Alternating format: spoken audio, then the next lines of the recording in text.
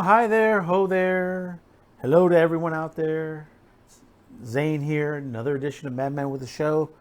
Thank you for subscribing. Thank you for liking. Thank you for tuning into this episode. Really appreciate that. We really, really do. And let's tell you, when you hit that liking, you're commenting it. I mean, we have one video on there. We're on our way to 2,000 views, which is my first video to hit 2,000 views, which is I thank you guys for watching. It's just, we really, really truly appreciate it. There hasn't been any updates on that particular video, which is it's a Dark Shadows video. And we're trying to find out what's been going on with CW with that project going on.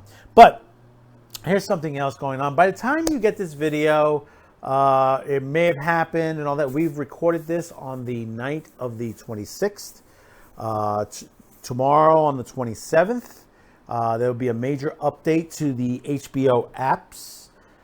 We get a new streaming site, HBOMAX. If you haven't gotten this information yet or anything like that, HBOMAX is basically Warner Brothers and basically putting together a site with many different things on there.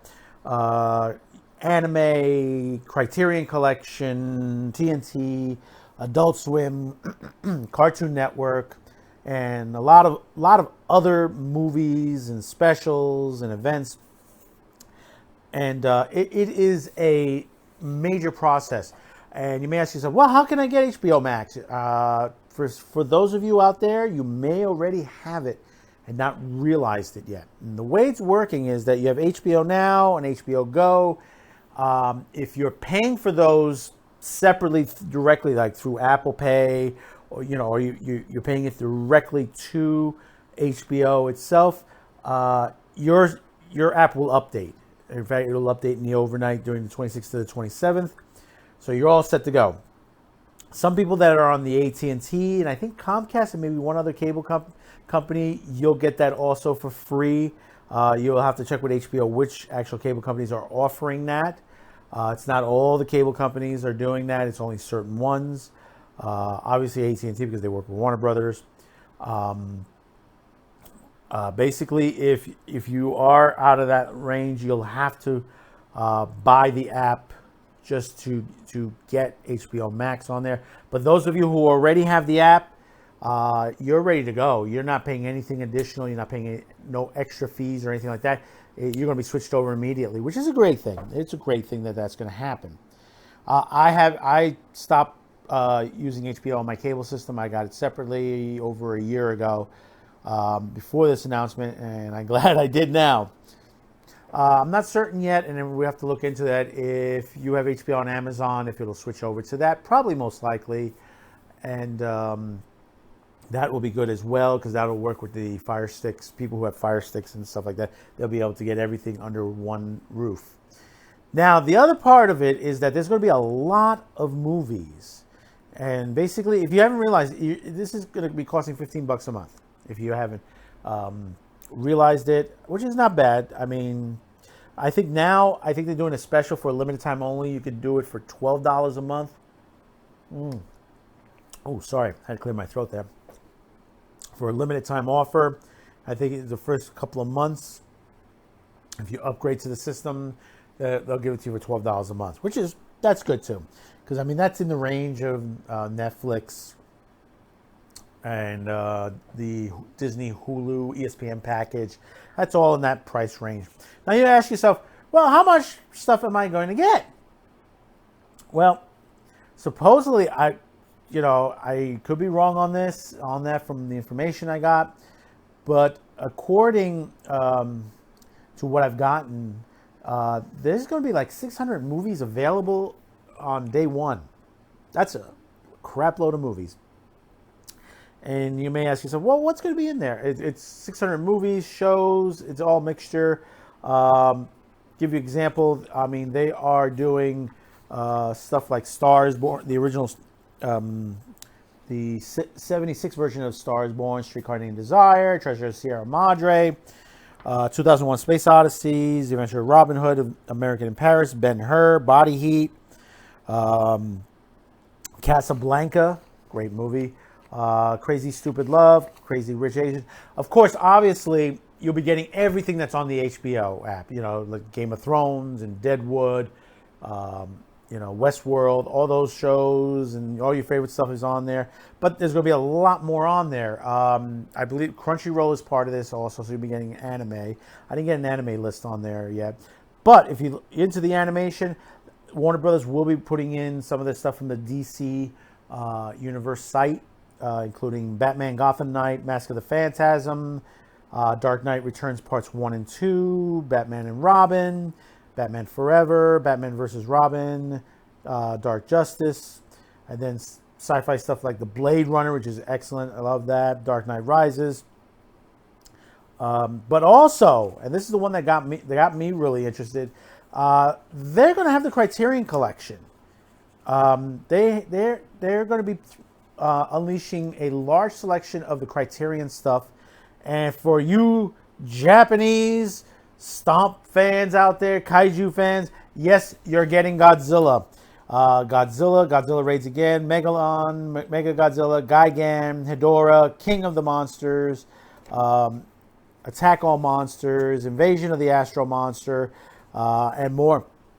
Now, which version of the... It's the Criterion. It's probably most likely going to be the Japanese version of it, because that's the way Starz was airing it, the Japanese version. I mean, if you want a little bit of the both, I myself have the Godzilla box set, which is sold by Criterion, and it has English and Japanese as far as the audio. I'm hoping that HBO will have dual audio on there. It'd be nice if they did, because I know there's some people don't want to read. Also, there's some other classics like The Chinese Broker, The Killing of a Chinese Broker, A King in New York, King of Kings, The Last Emperor. Let's see. Oh yeah, they're going to have the Baby Cart. If you've never seen this before, it's a great series. That's the Lone Wolf and Cub series on there. There's also going to be some believe it or not, there's going to be some Disney stuff on there as well. There is going to be the D2 The Mighty Ducks, D3 The Mighty Ducks.